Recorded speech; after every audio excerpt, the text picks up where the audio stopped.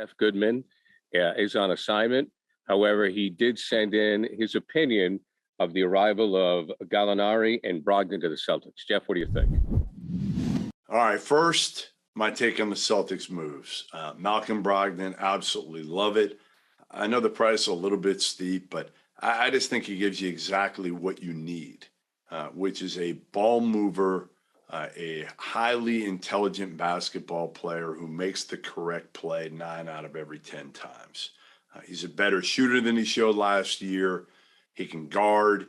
He does it differently than Marcus Smart.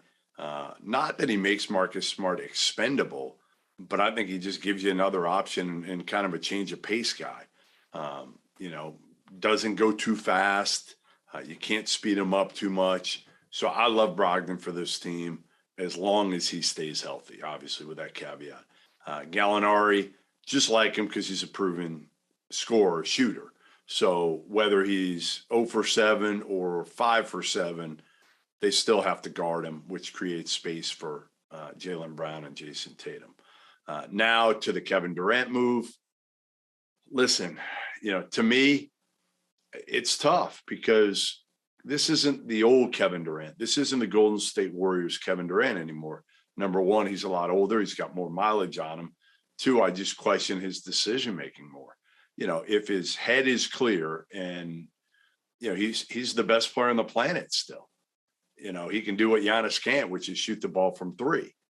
But I'm not sure he's there. So I'm torn on this one. To me, if you could get him, for Jaylen Brown and a number 1 or 2 number 1 picks, I probably would do it.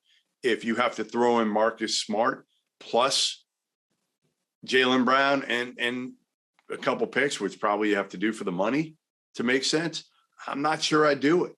But again, listen, to me, with Kevin Durant, your chances certainly improve in winning titles the next couple of years.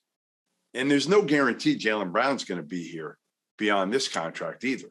So you don't know. It's not you're saying like, okay, we don't want to trade Jaylen Brown because we know he's going to be here forever. We don't know that. Also don't know whether or not this team's going to pick up exactly where it left off. I think they're better with the additions of Brogdon and Gallinari, but again, they got a little bit fortunate playing Milwaukee without Middleton, playing a Miami team that was banged up. So again, I'm torn on whether or not you make a run at Kevin Durant, whether you pull the trigger if you're Brad Stevens.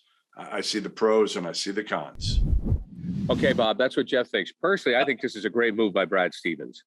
This is a win-win across the board. Your thoughts? When we last met, I jokingly said, as we surveyed the possible list of people that the Celtics could pick up or would go after us in any way, whether it be free agency or trade, and one of the names that came up was Malcolm Brogdon. And I jokingly said, I want Brogdon on this team.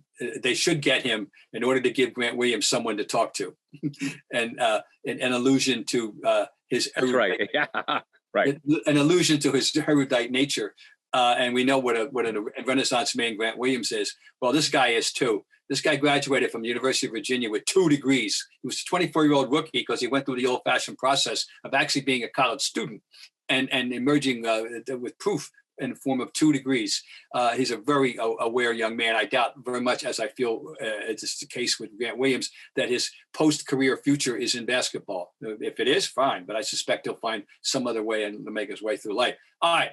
As a player, just for the bare bones of it, for people who aren't familiar enough with Malcolm Brogdon, he was in his 6-year career.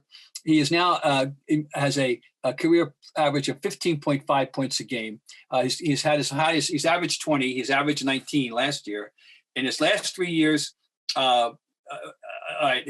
a career 38% 3-point shooter, a career 50% shooter overall.